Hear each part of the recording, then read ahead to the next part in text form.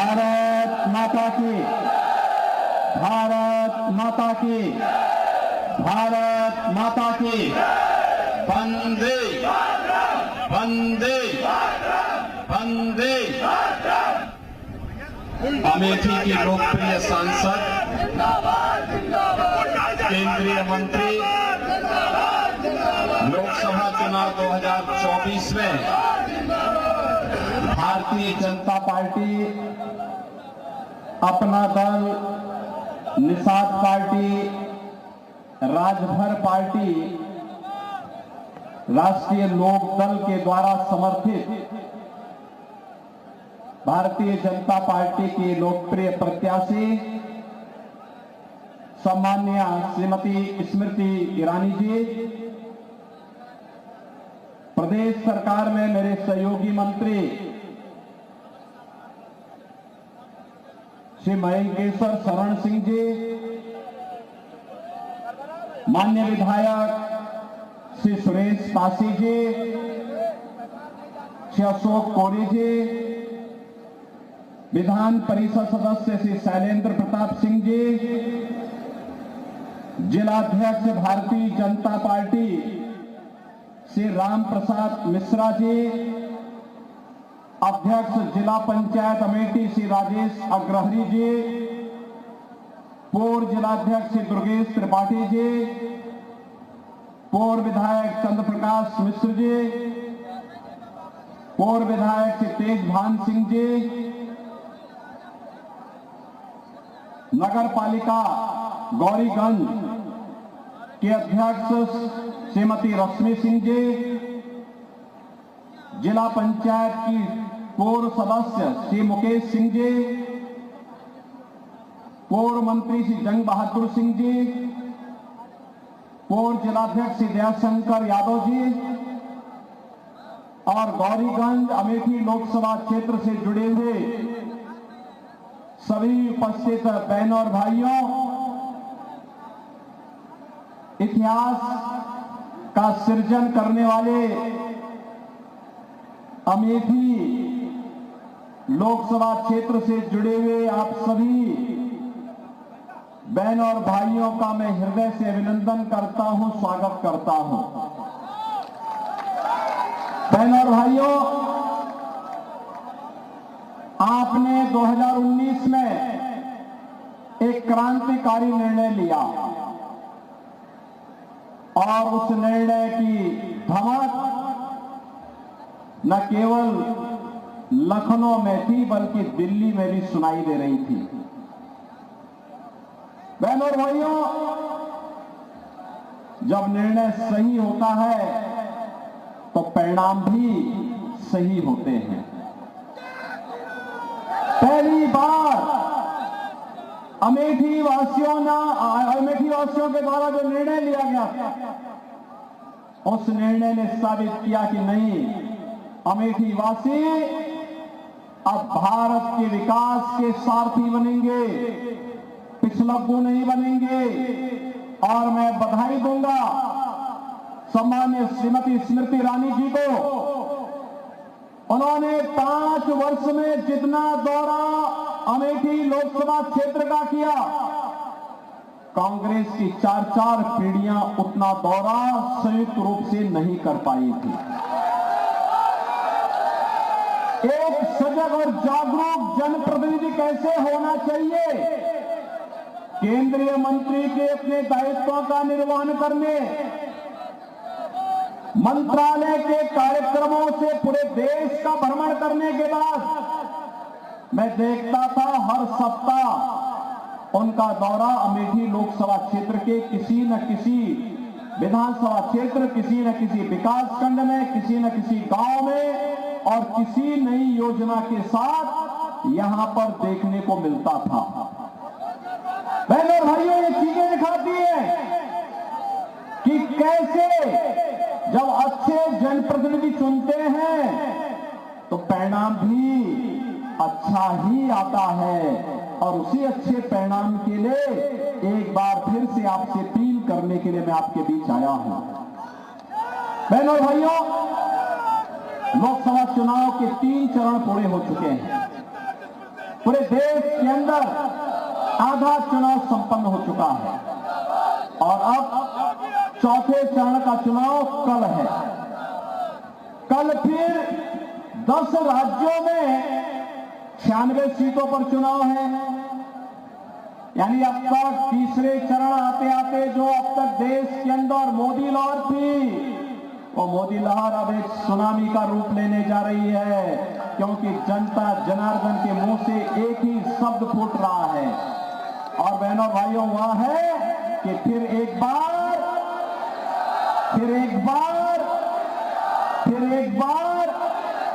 अब की बार 400 पार। जब हम 400 पार की बात करते हैं तो कांग्रेस और इंडी गठबंधन को चक्कर आने लगता है कि 400 पार कैसे होना है। बहनों और भाइयों, मैं आपसे बताना चाहता हूं, सबसे पहली बात कि कांग्रेस समर्थन के लिए, किसी भी पार्टी को समर्थन करने के लिए, पूरा बहुमत की सरकार बनाने के लिए 273 सीट चाहिए। कांग्रेस इतनी सीटों पर ही चुनाव नहीं लड़ पा रही पूरे देश के अंदर, तो क्या ये सरकार बनाएगी क्या? दूसरा है जो कांग्रेस मॉडल देना चाहती है, बहनों और भाइयों, उससे बचना। इसलिए बचना, मैं उसमें बाद में आता हूं। लेकिन जब देश के अंदर अलग अलग राज्यों में मुझे जाने का अवसर प्राप्त हुआ, पश्चिम में पहले चरण, दूसरे चरण, तीसरे चरण के मतदान के बाद जब भी हम जनता जनार्दन के पास गए, हमने कहा भी फिर एक बार मोदी सरकार आप चिल्ला रहे हैं, अब की बार 400 पार की बात कर रहे हैं, कैसे होगा?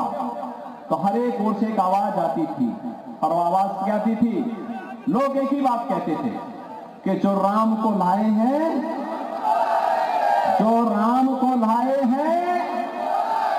और ये तो अवध क्षेत्र है।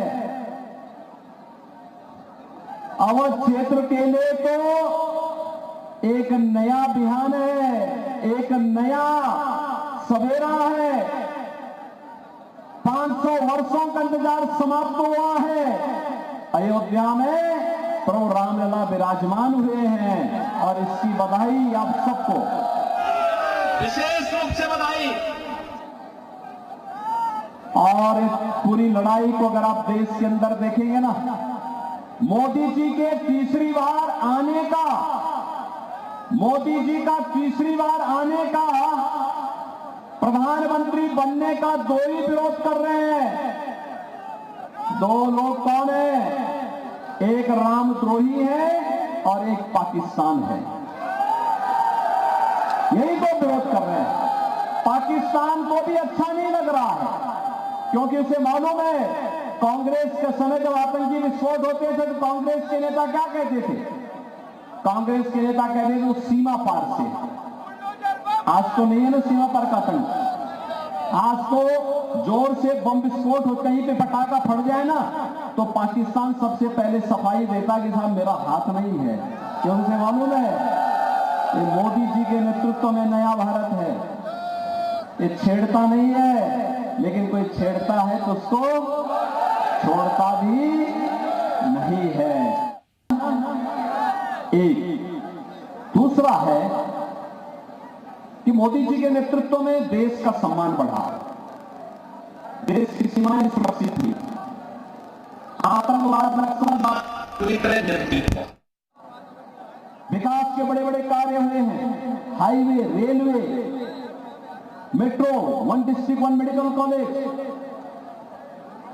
बहनों और भाइयों, हर घर नल की योजना,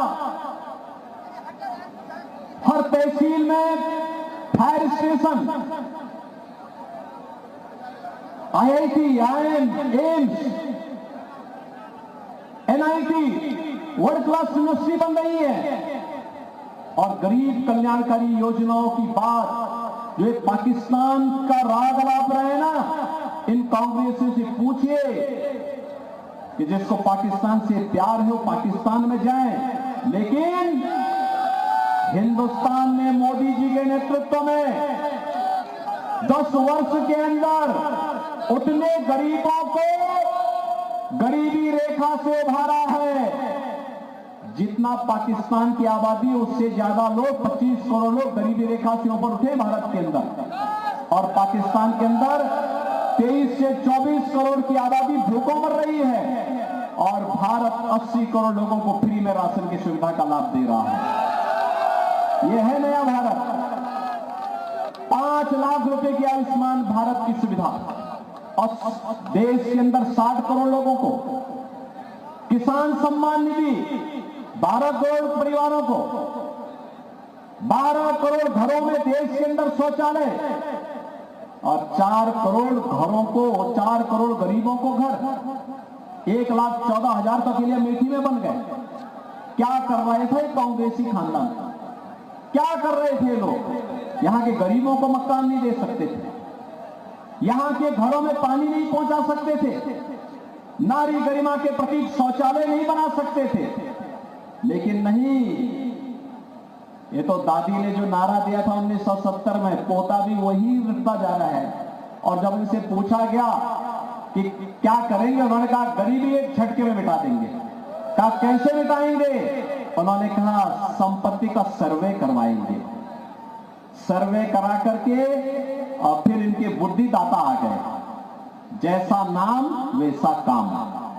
यानी उसने क्या कहा? कहा एक विरासत टैक्स लगा देंगे। विरासत टैक्स का मतलब जानते हैं ना? आपके बाप दादों की, आपकी पूर्वजों की जितनी जमीन और जितना भी मकान होगा, जितनी प्रॉपर्टी होगी, जितना जेवरात होगा, इसमें से आधे पर एक कांग्रेस के लोग जबरन कब्जा करने का प्रयास करेंगे। ये इनका विरासत टैक्स है। यानी अब इनके अंदर औरंगजेब की आत्मा भी घुस गई है, जो जजिया कर आप पे लगाना चाहती है। क्या आप इसको स्वीकार करेंगे? क्या अपनी संपत्ति का बंदर बांट करने देंगे? क्या कांग्रेसियों को गुंडागर्दी करने की छूट देंगे? क्या? बहनों और भाइयों, कांग्रेस का घोषणा पत्र एक खतरनाक इशारा और करता है। कितना खतरनाक इनके मंसूबे हैं। इनके मंसूबे तो देखो, क्या कर रहे हैं देश के लिए लोग। इन्होंने जब यूपीए की सरकार थी उस समय भी इन्होंने करने का प्रयास किया था। अनुसूचित जाति, जनजाति और पिछड़ी जाति के आरक्षण के अधिकार पर इन्होंने सेंध लगाने का प्रयास किया था। भारतीय जनता पार्टी और एनडीए ने उस समय विरोध किया था। हम लोगों ने कई दिनों तक संसद में विरोध किया। कहा था बाबा साहब भीमराव अंबेडकर ने कहा है, बाबा साहब भीमराव अंबेडकर ने क्या कहा था? धार्मिक आधार पर आरक्षण नहीं हो सकता। धार्मिक आधार पर आरक्षण नहीं हो सकता। कांग्रेस ने क्या किया था यूपीए सरकार के समय? पहले इन्होंने जस्टिस रंगनाथ मिश्रा के नेतृत्व में कमेटी गठित की, और कमेटी ने क्या संस्तुति की? उस कमेटी ने कांग्रेस के नेताओं के कहने पर एक संस्तुति दी कि पिछड़ी जाति को मिलने वाला आरक्षण में से 6% मुसलमानों को दे देना चाहिए। भारतीय जनता पार्टी ने विरोध किया, कहा कि जो बाबा साहब की भावना के विपरीत है, संविधान के भावना के विपरीत है, ये नहीं होने देंगे। भारी विरोध हुआ, उसको नहीं ला पाए। इसके बाद इन्होंने प्रयास किया, जस्टिस राजेंद्र सच्चर की अध्यक्षता में एक कमेटी गठित की। इन्हें लगा कि धार्मिक आधार पर तो ये नहीं दे सकते, तो इन्होंने बैकडोर से क्या किया कि मुस्लिम समाज की कुछ जातियों को अनुसूचित जाति में शामिल करके अनुसूचित जाति के आरक्षण के अधिकार में सेंध लगाने का प्रयास किया। इसका भी विरोध किया गया, और जब भारतीय जनता पार्टी ने विरोध किया तब इन लोगों के मंसूबे पर पानी फिरा। कांग्रेस फिर से कहती है जातीय जनगणना करेंगे। जातीय जनगणना क्यों करेंगे? क्योंकि जातियों को आपस में लड़ाएंगे। आपस में लड़ाने के बाद फिर कहेंगे कि भाई आप तो अपना पहले झगड़ा फरियाइए, और फिर आपस में झगड़ा लगा करके आपके आरक्षण को ये लोग फिर बांटेंगे। कोई मुसलमान को देगा, कोई किसी और को देगा, और फिर बंदर बांट करके आपसे कहेंगे कि भाई आपने तो झगड़ा था इसलिए हमने आपका दे दिया, और फिर भारत के नए विभाजन की नींव तैयार करेंगे। क्या आप इसको स्वीकार करेंगे? क्या हिंदुस्तान इसको स्वीकार करेगा? क्या? बहनों और भाइयों, इनके मैनिफेस्टो में एक खतरनाक बात और देखने को मिली। कांग्रेस क्या कहती है?